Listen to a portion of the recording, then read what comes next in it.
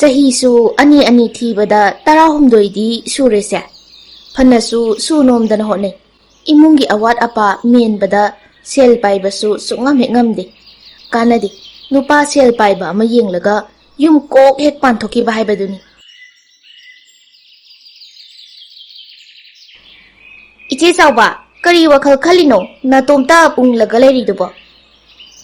Penau nasi se nupa paisa paiba ama thiraga yum pala sira khaliba kaidoni tansale yum sida sum leiba.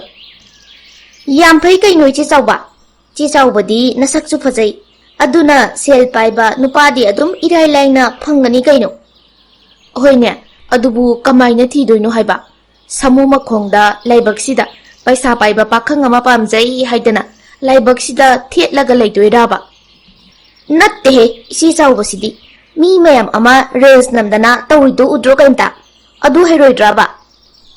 Uini adubudi ado jagoi sabadi haini karigi haitania aikhoisu thaina panthoi bilat phamda jagoi gayamna sarkhrapotnida.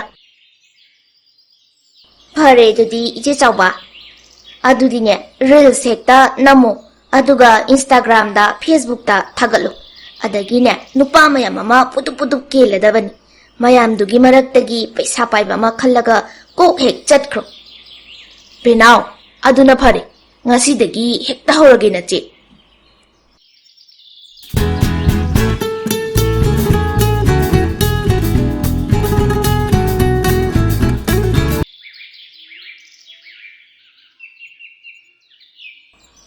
ꯑꯩꯁꯦ ꯊꯕꯛꯁꯨ ꯆꯥꯎꯅ ꯇꯧꯔꯤꯕꯅꯤ ꯑꯗꯨꯒ ꯅꯨꯄꯤ ꯑꯃꯠꯇ ꯀꯣꯏꯒꯦ ꯍꯥꯏꯕꯁꯨ ꯌꯥꯔꯛꯇꯦ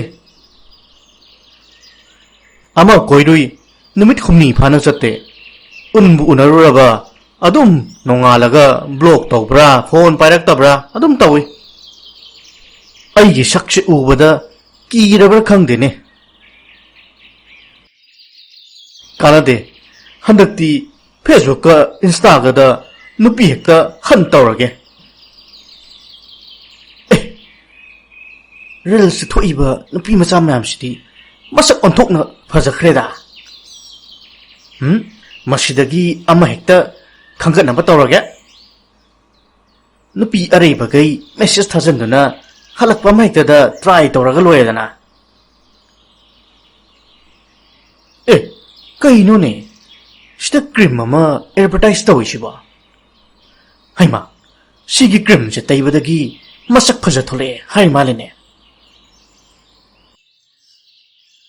Ibungo tomba, nangbu kaidorino. Imagi nakta chakhumda mukta laune. Thongi thaibasi amukta mating pangulo. Nupi thiyu haibasu yade. Imadine ware imungi thabak inkhang hotnabada. Natomta kaaduda kari mondrang sanaraga leirino. Law. Yam thuna law ko. Hoi, lae ma. Moigi cream sidi phone number zo happy ne. Amukta toksalaga bu yenge ne. Hello? Sibu Facebook ta thagatpa tonila cream gi number do oibirabra. Aw, mani. Kari haigadabano ibunga. Kaina ibungo ga hare ne. Kayam ahan wera jano ne.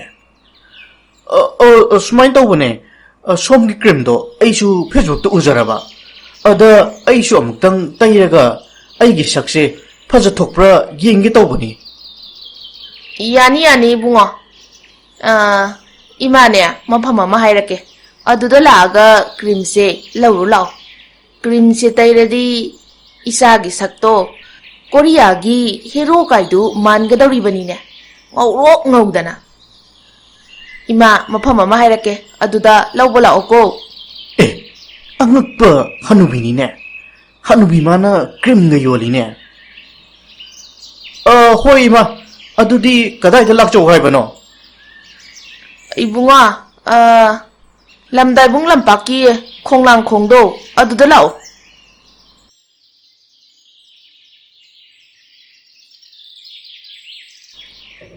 as kaino ne Penau na haibadadi reels namlaga dance tawradi nupa mayam ama message tharakani haibani kana amata na hek tharaktemi Reels fanadi yami. Aina thagalisi. Chauba, kaidaurage nangbo? Nangidubu phau maliro. Natraga unglaga leiriro haiba. Loisilone, tauriba thabakto. Numit tagadaure ni bema. Hoi idomcha, loisilage. Message ama laini. As, yam harawi.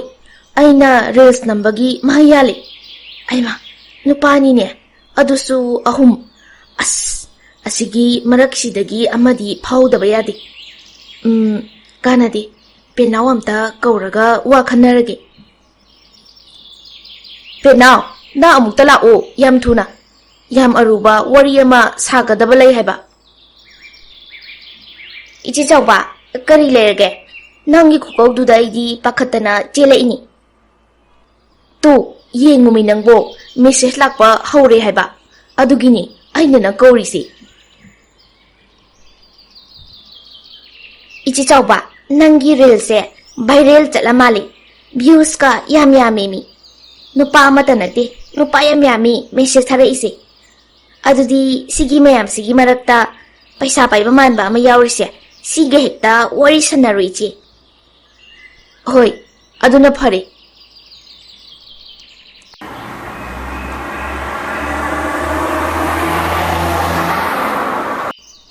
Hello?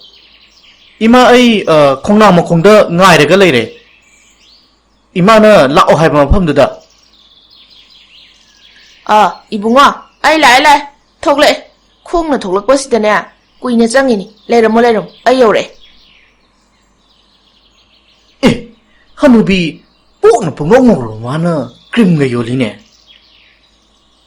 Asigi krim jibu, tairaga ibu, fajaraktoriba, natraga, santi thibota, nong taba man kidana abako. Kana deda, laibak chang yengage. Hana dagi dum thile jibu. Ibunga, se, nangi cream haibado, sida leire. Cream se tairubadagi isagi thigrabana sakto moigi Korea gi hero kaido gujung piyo kaido manbo oijaro he ichanupa.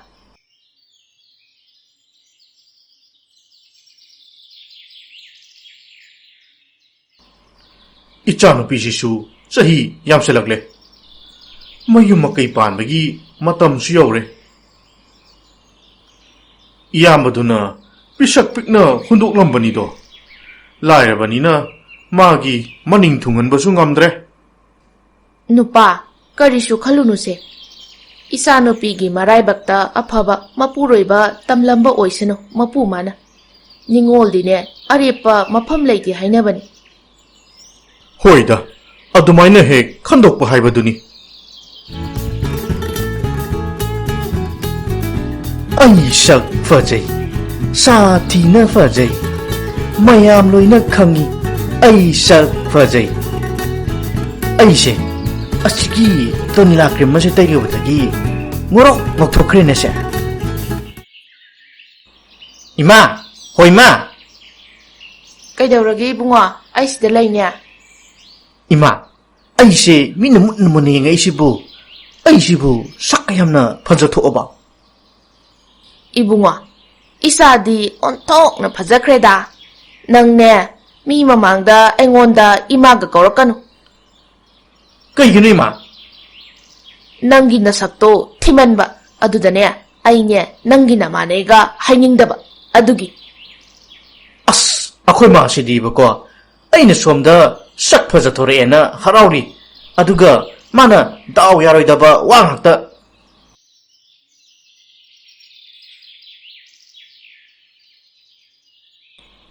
Instagram da message thara email sidagi sigi nupasina sel khara pairamgadaba mali. Masiga oina hekta wari sanarage. Hi haire ise. Ai hello nekta hajilage. Nupi amadi message ka halaine. Kanade masidi yamna sangthana wari sana roi. Dead hekta thajilage.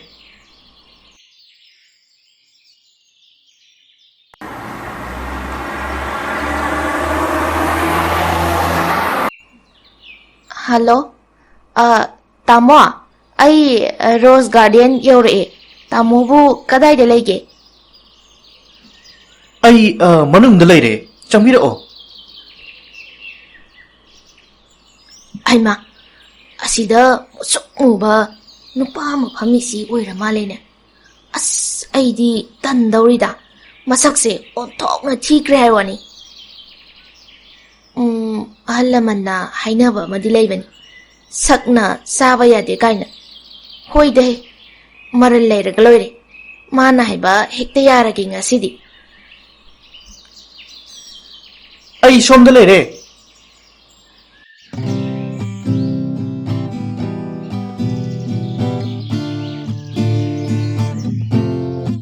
ꯀꯔꯤ ꯅꯨꯄꯥꯅꯣ ꯈꯪꯗꯦꯕ ꯍꯦꯛ ꯀꯣꯏꯅꯕ ꯍꯧꯕ ꯅꯨꯃꯤꯠꯇꯒꯤ ꯄꯩꯁꯥ ꯄꯤꯌꯨ ꯀꯥꯏꯅ ꯑꯩꯁꯤꯕꯨ ꯀꯗꯥꯏꯗꯒꯤ ꯂꯧꯗꯣꯏꯅꯣ ꯏꯃꯥꯒꯤ ꯕꯦꯛꯇꯒꯤ ꯍꯨꯔꯥꯜꯂꯤꯁꯤꯁꯨ ꯃꯁꯤꯡ ꯈꯪꯗ꯭ꯔꯕꯅꯤ ꯑꯩꯁꯦ ꯃꯁꯤ ꯅꯨꯄꯥꯁꯦ ꯀꯣꯏꯅꯔꯨꯕꯗꯒꯤ ꯍꯨꯔꯥꯟꯕꯤꯗꯣ ꯑꯣꯏꯔꯕꯅꯤ ꯃꯁꯛꯁꯤꯅꯅꯦ ꯐꯖꯃꯟꯕꯁꯤꯗ ꯍꯦꯛ ꯀꯥꯏꯅꯔꯒꯦ ꯍꯥꯏꯕꯁꯨ ꯉꯝꯗꯗꯅ ꯂꯩꯔꯦ ꯑꯩꯁꯦ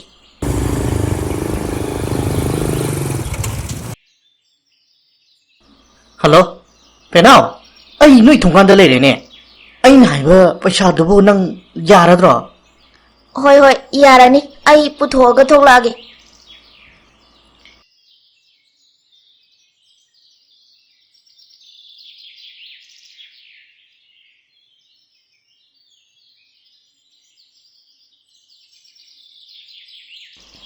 ꯆꯥꯎꯕ ꯅꯪꯕꯨ ꯅꯄꯥꯝꯗ ꯆꯠꯀꯅꯤ ꯍꯥꯏꯔꯤꯗꯨꯕꯨ ꯑꯩꯅ ꯁꯥꯕꯤꯕ ꯂꯤꯛ ꯑꯆꯧꯕ ꯁꯅꯥ ꯑꯆꯧꯕꯒꯗꯣ ꯁꯤꯖꯜꯂꯨꯅꯦ ꯍꯣꯏ ꯇꯥꯃꯣꯅ ꯁꯥꯕꯤꯕ ꯁꯅꯥ ꯃꯌꯥꯝꯗꯣ ꯂꯣꯏꯅ ꯁꯤꯔꯒ ꯆꯠꯇꯣꯏꯅꯤ ꯑꯩꯒꯤ ꯂꯩꯀꯥꯏꯒꯤ ꯏꯃꯥꯟꯅꯕꯤꯁꯤꯡꯗ ꯎꯠꯂꯨꯗꯣꯏꯅꯤ ꯍꯣꯏꯅꯦ ꯅꯪꯅ ꯐꯖꯅ ꯆꯠꯈꯤꯕ ꯍꯥꯏꯕꯁꯦ ꯑꯩꯒꯤ ꯏꯃꯥꯏꯅꯤꯅꯦ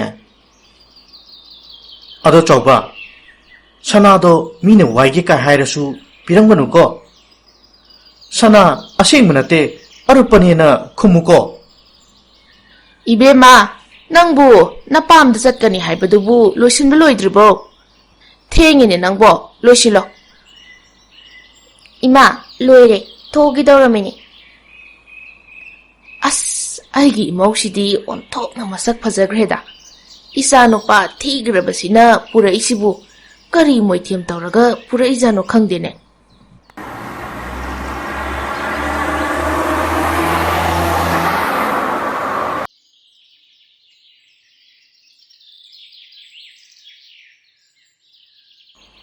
ꯅꯨꯄꯥ ꯅꯪꯕꯨ ꯎꯗ꯭ꯔꯣ ꯑꯩꯒꯤ ꯏꯆꯥ ꯆꯥꯎꯕꯅ ꯁꯤꯔꯛꯏꯕ ꯁꯅꯥ ꯂꯤꯀꯣꯟ ꯃꯌꯥꯝꯁꯦ ꯀꯌꯥꯗ ꯃꯔꯥꯏꯕꯛ ꯐꯈ꯭ꯔꯕ ꯏꯆꯥꯅꯣ ꯃꯄꯨꯔꯣꯏꯕꯅ ꯀꯔꯤꯃꯠꯇ ꯍꯦꯛ ꯋꯥꯠꯍꯟꯗꯦꯁꯦ ꯅꯪꯅ ꯄꯥꯈꯠꯄꯗꯣ ꯏꯆꯥꯁꯤ ꯅꯨꯡꯉꯥꯏꯕ ꯐꯪꯗ꯭ꯔꯦ ꯍꯥꯏꯗꯅ ꯍꯣꯏꯅꯦ ꯆꯨꯝꯃꯤꯅꯦ 이베마 ꯂꯥꯛꯑꯣ 이돔자ꯅꯦ ꯅꯪ ꯂꯥꯛꯄ ꯉꯥꯏꯔꯝꯃꯤꯅꯤ 이사ꯗꯤ ꯌꯨꯝ ꯄꯥꯟꯈꯤꯕꯗꯒꯤ ꯑꯣꯟꯊꯣꯛꯅ ꯐꯖꯈ꯭ꯔꯦꯗ ꯁꯅꯥꯅ ꯄꯨꯡꯉꯥꯡ ꯍꯦꯛ ꯉꯥꯡꯉꯤ ꯅꯪꯕꯨ ꯉꯁꯤꯗꯤ ꯑꯩꯈꯣꯏꯗ ꯂꯦꯛꯈ꯭ꯔꯣꯗꯅ ꯍꯌꯦꯡ ꯅꯣꯡꯉꯥꯜꯂꯒ ꯑꯣꯏꯅ ꯍꯜꯂꯣ ꯅꯈꯣꯏꯒꯤ ꯏꯃꯥꯗꯣ ꯑꯩ ꯐꯣꯟ ꯇꯧꯔꯒ ꯍꯥꯏꯔꯒꯦ ꯍꯣꯏ ꯏꯗꯣꯝꯆꯥ ꯑꯩꯁꯨ ꯉꯁꯤꯗꯤ ꯁꯤꯗ ꯂꯩꯔꯒꯦ ꯈꯟꯗꯅ ꯂꯥꯛꯏꯅꯤ ꯑꯗꯣ 이베마 ꯅꯪꯒꯤ ꯁꯅꯥ ꯂꯤꯀꯣꯟ ꯃꯌꯥꯝꯗꯣ ꯆꯦꯛꯁꯤꯟꯅ ꯂꯧꯊꯣꯛꯑꯒ ꯎꯄꯨꯗ ꯊꯝꯃꯨꯀꯣ ꯑꯩꯈꯣꯏꯒꯤ ꯃꯈꯥꯔꯣꯝꯒꯤ ꯄꯦꯅꯥꯎꯁꯦ ꯅꯨꯄꯥ ꯑꯃ ꯀꯣꯏꯔꯨꯕꯗꯒꯤ ꯃꯤꯒꯤ ꯃꯄꯣꯠ ꯃꯔꯟ ꯁꯅꯥ ꯂꯨꯄꯥ ꯌꯥꯝꯅ ꯍꯨꯔꯥꯜꯂꯦ ꯍꯥꯏꯗꯅ ꯂꯩꯀꯥꯏꯁꯦ ꯋꯥ ꯂꯥꯎꯅꯔꯕꯅꯤ ꯅꯪꯒꯤꯅꯦ ꯂꯤꯛꯀꯣꯟ ꯃꯌꯥꯝꯗꯣ ꯎꯔꯒ ꯑꯃꯨꯛ ꯍꯨꯔꯥꯟꯕꯤꯈꯤꯅꯤ 이베마 이돔ꯆꯥ ꯑꯩꯒꯤ ꯁꯅꯥ ꯂꯤꯀꯣꯟ ꯃꯌꯥꯝꯁꯦ ꯁꯤꯗꯤ ꯑꯁꯦꯡꯕ ꯑꯃꯠꯇ ꯅꯠꯇꯦꯗ ꯑꯔꯨꯞꯄ ꯉꯥꯛꯇꯅꯤ ꯑꯩꯒꯤ ꯏꯆꯥꯅꯨꯄꯤꯁꯤꯅ ꯑꯁꯨꯛ ꯌꯥꯝꯅ ꯑꯣꯏꯗꯕ ꯉꯥꯡꯉꯤꯁꯤꯕꯨ ꯀꯔꯤꯒꯤꯅꯣ ꯁꯅꯥꯁꯤ ꯑꯔꯨꯞꯄꯅꯤ ꯁꯅꯥ ꯑꯁꯦꯡꯕꯅꯤ ꯍꯥꯏꯕꯁꯦ ꯑꯩꯁꯦ ꯀꯔꯤꯃꯇ ꯈꯪꯗ꯭ꯔꯗꯨꯉꯥꯏ ꯑꯩꯅ ꯂꯧꯔꯒꯦ ꯍꯥꯏꯗꯧꯗꯨꯉꯥꯏ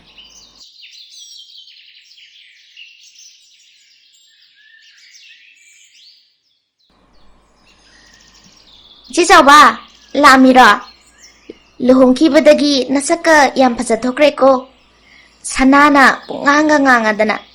Mi masadi paisa paiba nupada lekhibadagi yam nungaikhrene. Penao, nangna sinbirambadagi paisa paiba nupada leiba phangini. Nangi laman yam tolabani icheri.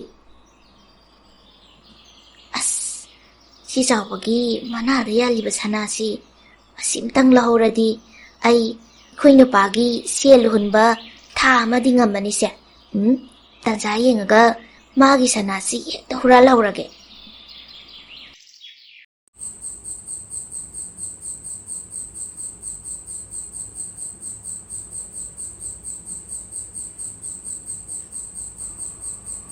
Idumsa, Kuraton, aigi nada yalakpa sanado, leiramdre. Karinone hairisibu ibema, munne yingune, kadaida kankhalukadaga tabra haidana. Idumsa, Kuraton, aidi khoi nupana horen soidana ngangani. Ngasai penaula amdai, mana soidana lauramani. Ibema, karisu khalunu se, nangi Arupa sanadubu. Mangesu mangjagrasanu. Khurana ne, amako leibiraga loire. Ha,